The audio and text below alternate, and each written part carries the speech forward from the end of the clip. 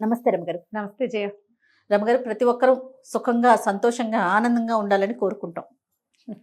ప్రతి ఇల్లు ఒక్కరం అంటే in the sense single person అనట్లేదు. మన ఇల్లు ఎప్పుడు ప్రశాంతంగా ఉండాలి, అందరం హ్యాపీగా ఉండాలి, హెల్దీగా ఉండాలి, ఇలాంటివి కోరుకుంటూ ఉంటాం కదా. దీనికి మినిమంగా చేయాల్సిన పనులు ఏమన్నా ఉంటాయా? ఇవి ఈ కొన్ని పాయింట్స్ అన్న ఫాలో అయితే కొంతవరకైనా ఈ శాంతి ఉంటుంది, కొంతవరకైనా ప్రశాంతత ఉంటుంది అని చెప్పుకోదగినవి ఏమన్నా ఉన్నాయా? మొదట ఇల్లు శుచి శుభ్రత, దాన్ని మించింది లేదు జయ.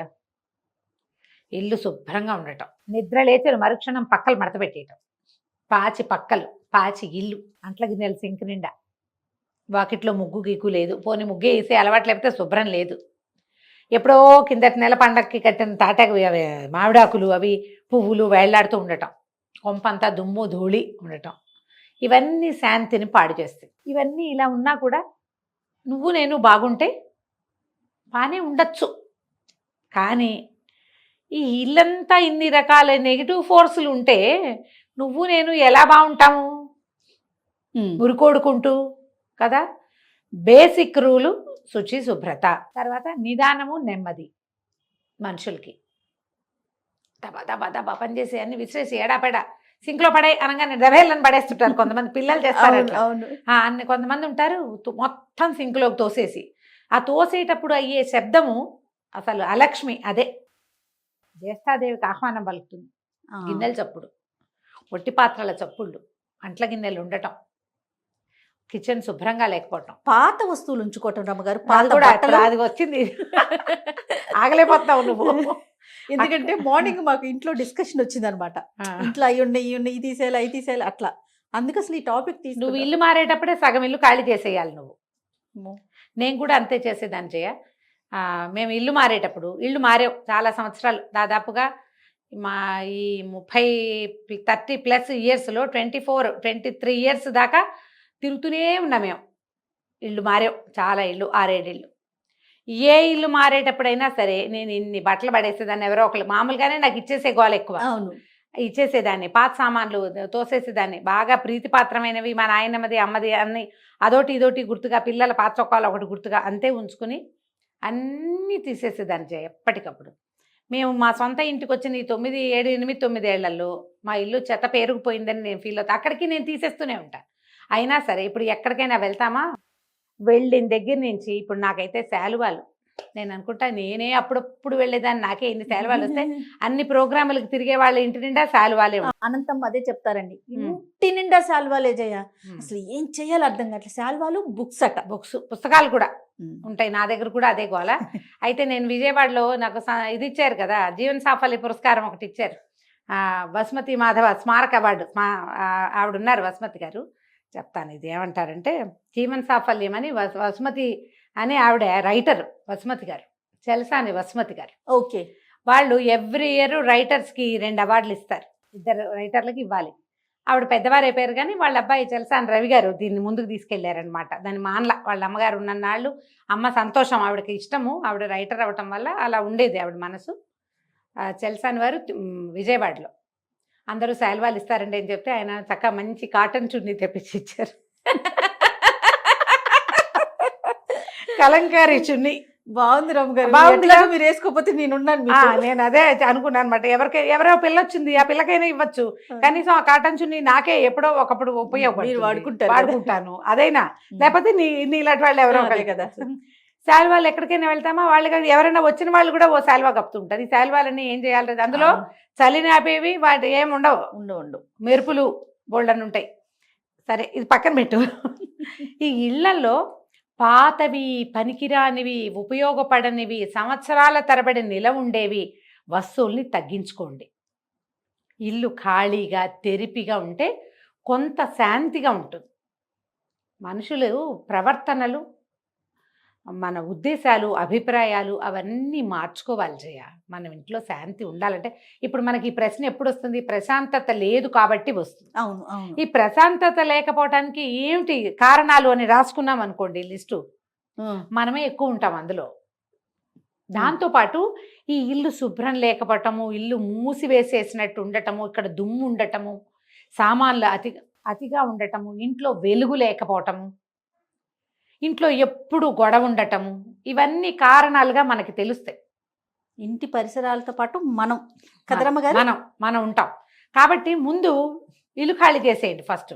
తర్వాత మీ ప్రవర్తనలో మీరు ఏ అరిషడ్ వర్గానికి లోనయ్యి ఈ ప్రశాంతత పోగొట్టుకుంటున్నారో వాటిని అవి ఎలా పోగొడతామండి అంటారు. దానికి నాంది మీరు ఇల్లు క్లీన్ చేయటం. మీరు ఇల్లు శుభ్రం చేయటం మొదలు పెడితే అనవసరమైంది తీసేయాలి అన్న ఐడియాలజీ డెవలప్ చేసుకోండి ఫస్ట్. వావ్, ఇది బాగుంది రమ్మగారు. అంతే, మరి అనవసరమైంది తీసేయాలి. ఇంట్లో నుంచి తీసేస్తావు, మెల్లిగా నీ బుద్ధుల నుంచి తీయాలని కూడా ఒకరోజు ప్రచోదనం కలుగుతుంది నీకు. ఎక్కడి నుంచి వస్తుంది సడన్ గా కదా? క్లెన్లీనెస్ తోటి అనవసరమైన విషయాలకి ఇంపార్టెన్స్ ఇవ్వకూడదు అనేది మనం అర్థం చేసుకోవాలి. అమ్మ ఎప్పుడూ కూడా పూట పూట ఎవరో ఒకళ్ళు వచ్చి నీకు బోధించరు. ప్రతిరోజు వింటున్నా కూడా బోధగానే ఉంటుంది, నీ ఘోషగానే ఉంటుంది.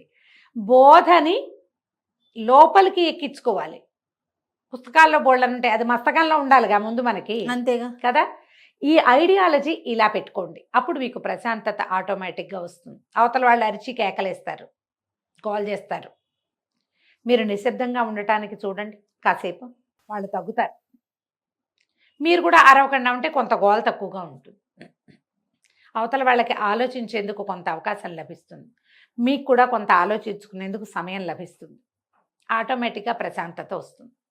ఇద్దరు కలిసి అరుచుకుంటేనే గొడవలు వస్తాయి. ఒకళ్ళే అరిస్తే ఎంతసేపు అరుస్తారు? అంతే. ఈ రెండో చేయి తగలకుండా ఒక చేయి ఇలా అంటే ఏం సౌండ్ వస్తుంది? రెండు తగిలితే కదా శబ్దం. తగలకుండా ఉండండి. ఈ ఐడియాలజీ మీకు డెవలప్ అవ్వాలంటే బేసిక్ రూలు ఇల్లు శుభ్రం, ఇల్లు ఖాళీ చేయండి మొదట, మీకు సుఖము శాంతి వస్తాయి. తర్వాత వీటన్నిటితో పాటు ప్రార్థన అనేది చాలా ముఖ్యం. ఇంట్లో ప్రశాంతత ఉండాలంటే నువ్వు పూజ చేయటం అనగానే వెంటనే 7 వారాల సప్త శనివార వ్రతం చేద్దామా, అదేమిటో చేద్దామా, ఇంట్లో పూజ పెట్టుకుందామా, భజన పెట్టుకుందామా, జనాలందరినీ పిలుద్దామా, భోజనాలు పెడదామా, పువ్వులు 108 పువ్వులు కొనుక్కొద్దామా, ఇవే ఆలోచిస్తారు ఎంతసేపు. ఇది కాదు ప్రార్థన.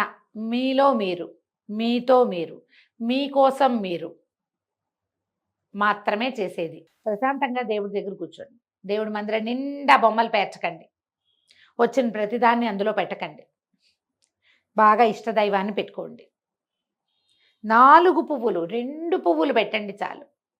ఆ కూర్చున్న కాసేపు శ్రద్ధ పెట్టి చెప్పండి, మాకు ప్రశాంతత కావాలని దండం పెట్టుకోండి. తాపీగా ప్రార్థించండి భగవంతుని, ఆయనతో స్పెండ్ చేయండి కొంత సమయం. ప్రశాంతత ఆటోమేటిక్గా వస్తుంది. ఇవన్నీ కూడా లివింగ్ స్టైల్లో వచ్చేసేయాలి. నువ్వు ఇల్లు శుభ్రంగా ఉంచుకోవటము, ప్రార్థనకి సమయం కేటాయించటము, ఇతరులు వాదనకి దిగినప్పుడు కొంత ప్రశాంతత నిశ్శబ్దాన్ని అవలంబించటము. సడన్గా ఎలా వస్తాయి చెప్పు? రావు కదండి. అలవాటుగా ఉంటేనే ఇది కుదురుతుంది. జీవన విధానం మార్చుకోవాలి, మన ఇంట్లో ప్రశాంతత రావాలి అంటే నేను చెప్పిన బేసిక్ నుంచి మొదలుపెట్టండి. ఈ ప్రార్థనలో మీరు దీపారాధన చేస్తారా, తర్వాత ఏదైనా అగరవత్తులు వెలిగించుతారా, ఇంట్లో కొన్ని పూజలు పెట్టి ఏదైనా స్తోత్రం చదువుకుంటారు. నా మటుకు నాకు ఏదైనా స్తోత్రం చదువుకుంటే చాలా బాగుంటుంది. దాన్ని పైకి చదువుతుంటే ఒక గొప్ప ప్రశాంతత వస్తుంది నాకు. ఒకటే శ్లోకాన్ని 100 సార్లు చదివితే బాగుంటుంది, ఇంకా బాగుంటుంది. ఎవరిదైనా వింటే ప్రశాంతత వచ్చేవాళ్ళు కొంతమంది ఉంటారు. అవునండి. మీ ఐడియా ఆఫ్ టైప్ ఆఫ్ ప్రశాంతత ఏమిటో మీరు అబ్జర్వ్ చేయండి మొదట. నాకు నేనే, మీకు ఎవరైనా కావచ్చు, అప్పుడప్పుడు మీకు నేను కూడా కావచ్చు. 100% కదా? ఇలా వినండి, విని ప్రశాంతతని అవలంబించండి. ఇంటికి శాంతి వస్తుంది. ఒక పూజ, ఒక విధానం, ఒక ప్రార్థనా పద్ధతి, కొంత ఏమంటారు నియంత్రణ, మన మీద స్వీయ నియంత్రణ, కొంత క్రమశిక్షణ, వాటి వల్ల ప్రశాంతత వస్తుంది. మీరు ఇంట్లోకి ఏవి తెచ్చి పెట్టినా రాదు. బయట నుంచి అదేదో తెస్తే నెమలికలు పెడితే ప్రశాంతత వస్తుంది, మొక్కలు పెడితే ప్రశాంతత వస్తుంది. అవి పెడితేనే కాదు, వాటి మీద మీ దృష్టి పెడితే వస్తుంది. అవును.